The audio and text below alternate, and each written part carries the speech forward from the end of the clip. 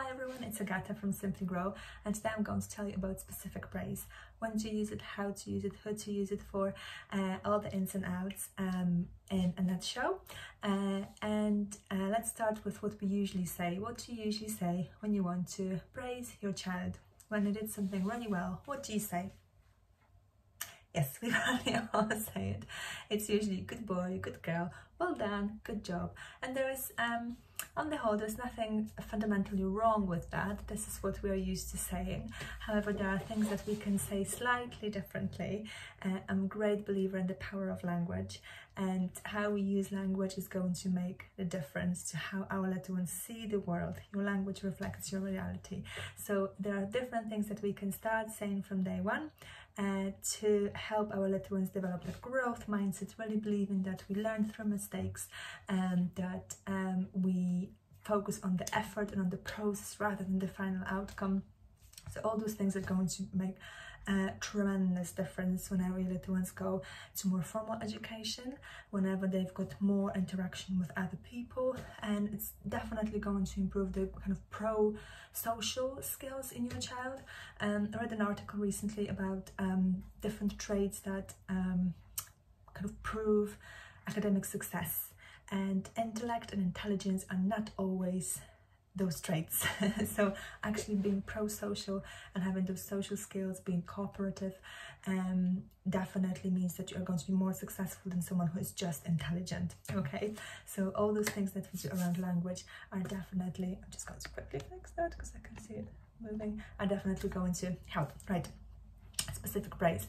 So if you're a parent of a baby, don't stop listening, because you can start using specific praise with your baby as well. The earlier you get into a habit of doing it, the better for you and for your little one. And specific praise, the clues in the name: be specific when you praise.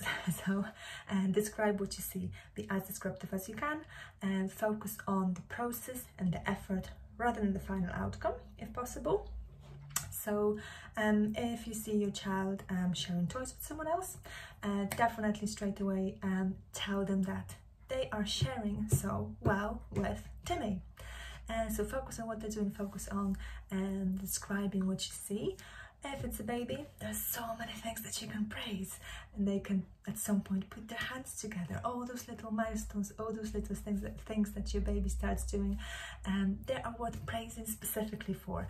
So the clapping, the touching of the nose, the stretching their arms to get to you, the smile, anything that they do, anything new, anything that is progress for your baby, you can definitely praise for. And that's exactly what you say. Well done for putting your hands together. You put so much effort in that clapping. Well done. So the well done is still okay to add, but just add to the description of what is so good that they did. And the reason for it, children will focus on, the more you use good boy, good girl, children are going to focus on that final prize, so to say. It's like a little sticker. So they did something, they get a sticker. They did something, you said good boy, good girl. There's absolutely no meaning to it, no real meaning, apart from just getting that pat, and that's it. With using specific praise, you help your child understand why they got the praise, so that next time they do something, they can think of doing that process again, the same, or even better. And next time they try to do something, they're going to know that they have to put an effort to get the praise, not just smile or, you know, just something meaningless just to get the good boy, good girl, but actually put some effort in it and know why they're being praised, what they're being praised for. Okay, so be specific, praise, effort, and process rather than outcome. Try to praise skills that they develop rather than personality, because the kind of person we are sometimes is just the way we are. If we are shy, we are shy. We're not going to be all of a sudden super outgoing and extrovert if this is not in our nature. So if you praise your child who's naturally shy for maybe something they did out of the comfort zone, but they didn't feel good about it, you may not make them feel great about themselves, if that makes sense. So try to focus on skills rather than personality. Try to avoid comparing to other children, very important. Praise other children in front of your child, but don't compare. okay? Because again, you can do more damage than good. So if you go to the playground and you see someone swinging independently on the swing, you can tell your child, look at that girl, isn't she doing great? She's using her legs to go up and down on the swing. So again, you are praising specifically someone else. So next time your child is going to see different people, their peers, doing great things, they can do the same thing. They can notice what they're doing right. So it's going to make your child more observant at the same time. And so try to avoid the kind of feedback sandwich as well. So we all know what it feels like when you go to your appraisal meeting with your manager and maybe there is something you need to work on. So they highlight something you do well, then tell you what you need to work on, and then say something you're doing well again. So I'm going to call it nicely feedback sandwich, but there is a different expression for that. And so try to avoid that with your child. So when they do something right, focus on what they have done right. So especially with older children, if they have made your bed, if they have made their own bed without you asking them to do so, don't say, oh, you've made your bed, why don't you do it every day? Try to avoid doing that and just focus on the positive, okay? And they're going to keep on happening, trust me.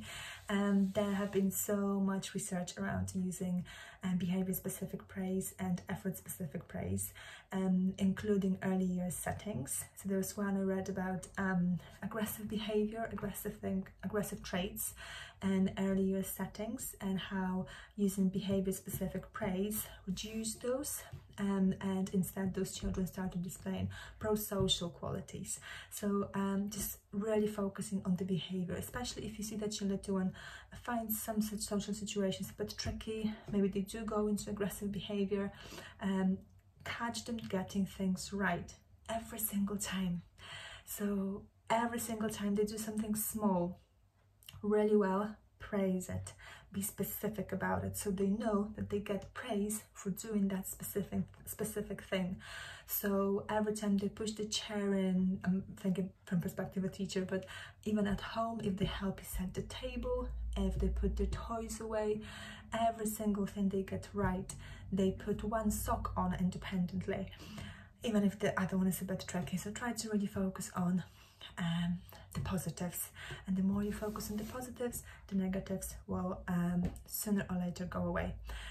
So don't overdo it. So don't try to put your specific praise hat on and now praise specifically everything. Be sincere. So rather wait for something really worth praising to happen, rather than specifically praise absolutely everything.